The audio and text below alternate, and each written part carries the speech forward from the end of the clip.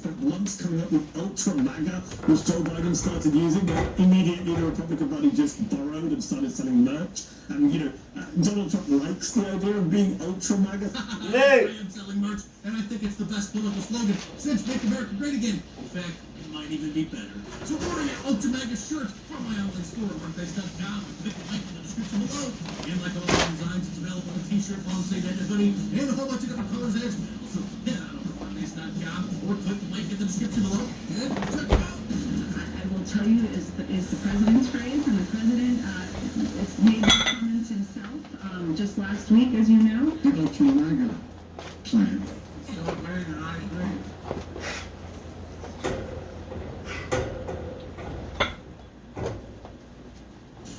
Good evening and welcome to Tucker Carlson Tonight. Want to hear an amazing story? It has the benefit of being both true and illuminating. Here it is. In 1851, a man called Samuel Cartwright came up with a fairly sophisticated scientific explanation for why so many slaves were running away from plantations in the American South. These fugitive slaves, Cartwright explained, were suffering from a medical disorder. It was called drapetomania. It was a syndrome characterized by an uncontrollable or insane impulsion to wander. So that was the problem. It wasn't they disliked being enslaved or yearned for freedom and basic humanity. No. The problem, according to Samuel Cartwright, was that black people as a group were inherently defective. They were drapetomaniacs. They were always running away. That's what he said. 107 years later, it is embarrassing to repeat something this stupid out loud. It's so obviously insane. But here's what you should know. Drapetomania was taken very seriously at the time, and so was Samuel Cartwright. Cartwright was not a fringe character at all. He was a nationally prominent physician, a former high-ranking Army officer from Fairfax, Virginia. He went to Penn Medical School. Samuel Cartwright was a credentialed man of science who commanded the respect of the... No! Leave it.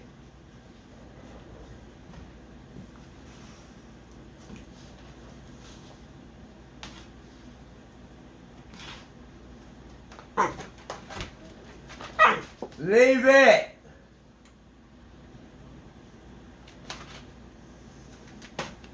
Beep, beep, but no! Over there, now! Leave it, move! Move, over there. No! Move! There you go. You want that, Belly? Come on.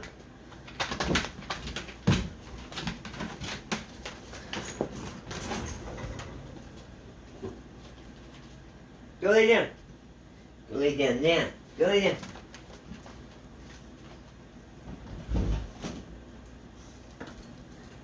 I said lay down.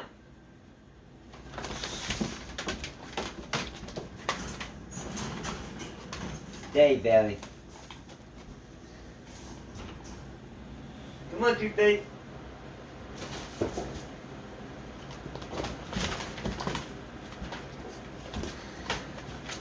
I want y'all to watch the difference in the energy that Two-Face brings and the puppies bring.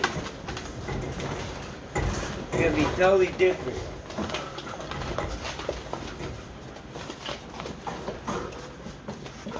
Belly, leave her alone. Go lay down, Belly, now. Go lay down. You go lay down.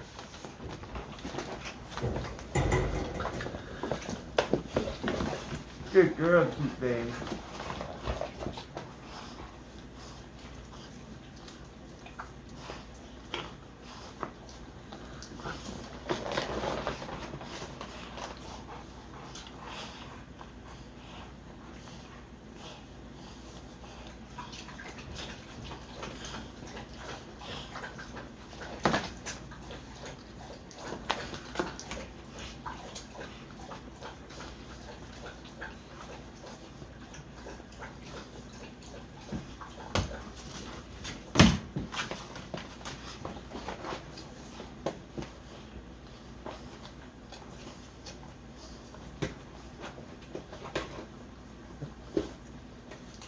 Welcome back to the Bluegrass. It's a beautiful March day. It's about 70 degrees, a little bit windy, but other than that, it is perfect adventuring weather, and me and my buddy Otter are fixing to head out on a big adventure.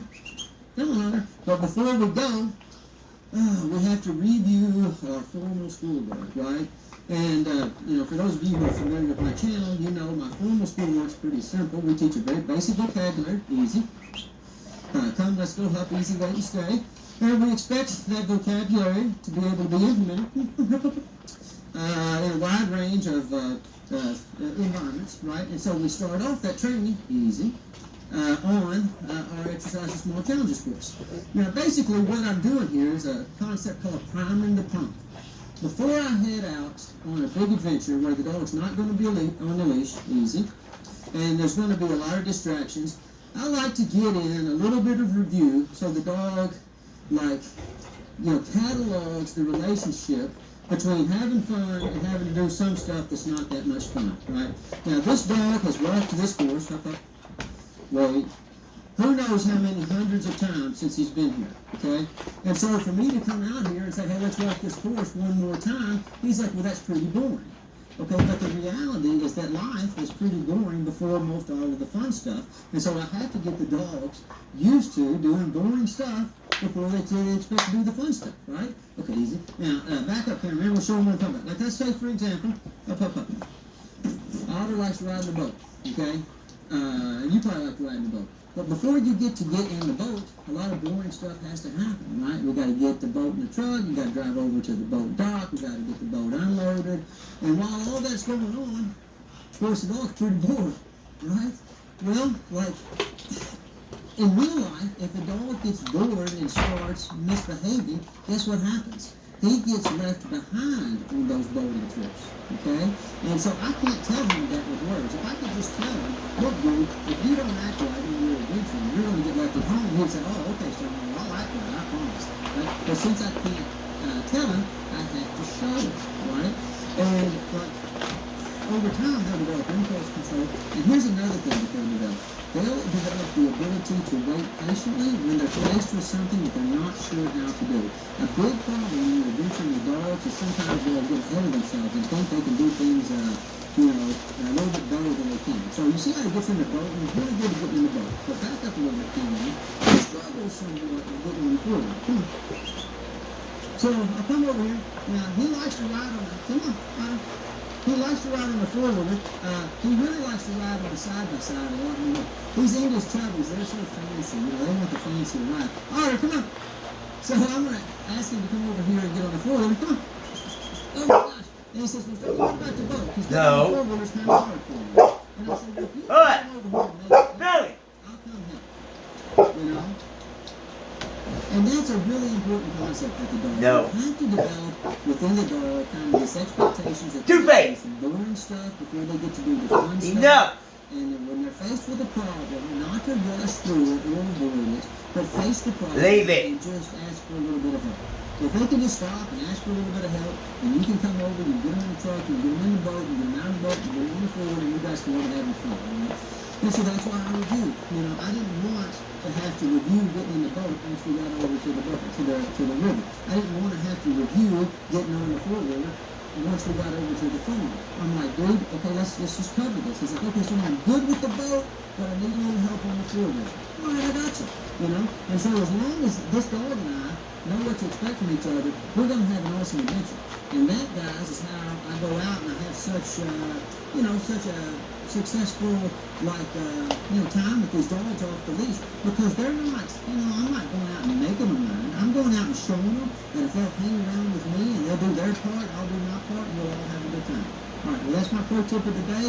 Get out, get doing some fun stuff with your dogs, but never let your dogs forget that the boring stuff, the work, it has to come before the play. And if you'll do that, you're not going to have any problems off the leash on your adventures, and you'll be sending me emails saying, hey, thanks, Uncle Stoney, for changing my life. All right, I'll see you on next week.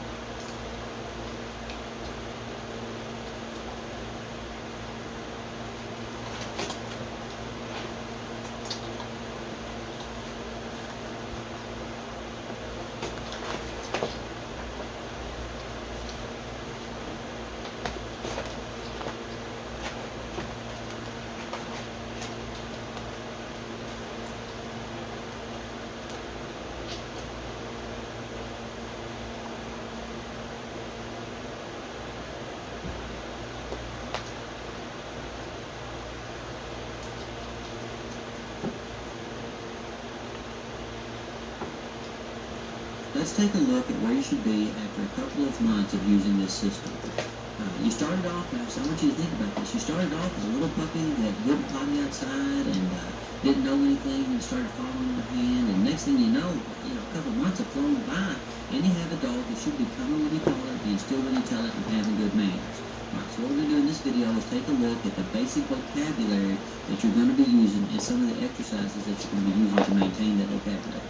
So let's review our basic vocabulary. We have let's go, up, easy, wait, stay, and come. So let's watch Amy in action with these commands. Let's go. It just means you're going.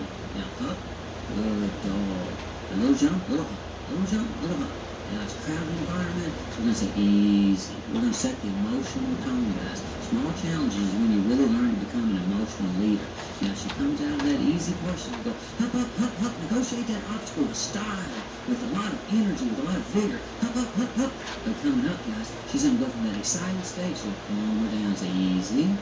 Easy. Then she's going to throw in a wait. A wait is a temporary pause. Just a little second, like you're getting in or out of the car. And she's going to come off of there, and now she's going to work on stay. The stay is your long pause. Okay? What we're telling the dog when we say stay, basically, is wait here. We're busy. We don't have time to hold your leash, and we don't have time to look at you. So just wait there. We'll be back to get you here in a little while, and when we come back, we're going to do something fun. I promise. We really like to throw in a physical exam at least once a week when we're working with our dogs. We like for it to be easy to take a dog to the vet.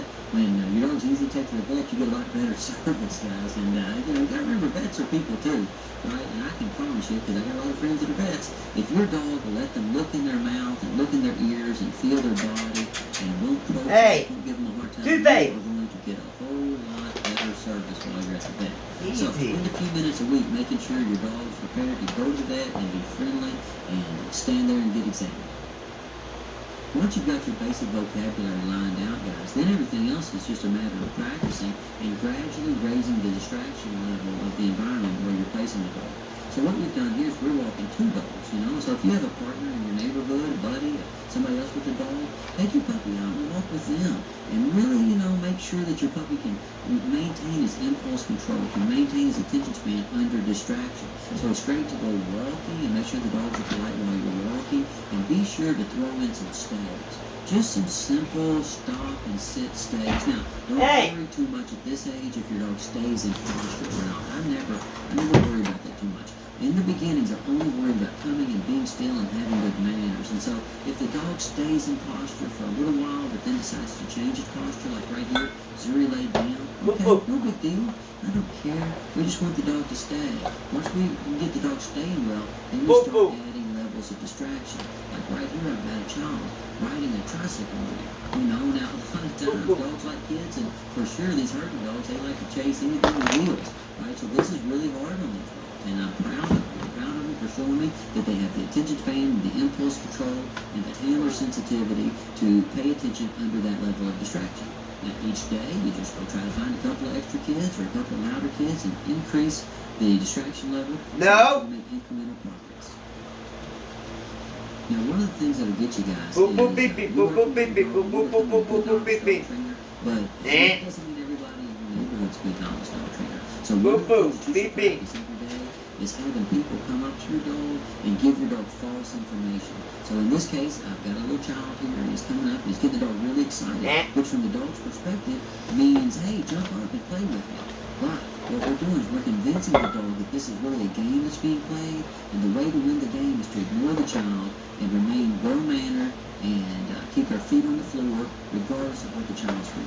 This is a super good thing to do, guys, to enforce your polite leash manners. One of the most important things that you just absolutely have to practice every day are recall exercises. It's no good having a well-trained dog that won't come back when you call it. It'll just end up running off and being somebody else's well-trained dog. So, guys, gotta do these exercises. But the good thing is they're super fun. Now, this is what we call the puppy in the middle exercise, right? Okay, so what happens is you get you a partner and you call the dog. When the dog comes to you, you give it a treat, love on it a little bit, and then you get really calm and quiet, and your partner talks to the dog. Right? This is a super fun drill, guys. Kids get the biggest kick out of this, and the dogs get a big kick. And coming is a funny thing, guys. If you get a dog used to coming quickly at an early age, by the time they're a year or two old, I mean, they're pretty much 100% reliable off the leash. Now, I have to say that with kind of a grain of salt and say, well, okay, dogs are never 100% reliable off the leash. Right? And I'll give you that. You might not want to go and walk by Los Angeles freeway with your dog off the leash. But as far as just being out hiking, adventuring, going to a barbecue and things like that, you can get a dog pretty dang close to 100% reliable as far as recall goes, as long as you practice these fun little exercises like puppy in the middle when they're babies, okay? And there's not even any reason not to practice. Hey! Look how much fun it is. You know, Amy and George just out there. And Get up, Mama. Look how fast that little dog runs. Look how much Get up. energy and how much effort she puts into the Yeah. process. Okay? Now, you don't have to always be outside to play puppy in the middle.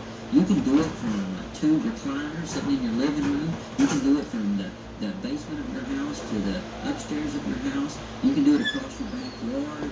You can do it Easy. from the bathroom to the kitchen. I don't care where you got to do it, guys, but you do need to do it a couple of times in the morning and a couple of times in the afternoon and a couple of times in the evening. And that's really important because I need that dog to understand that coming is something that might happen at Hey. any time during the day.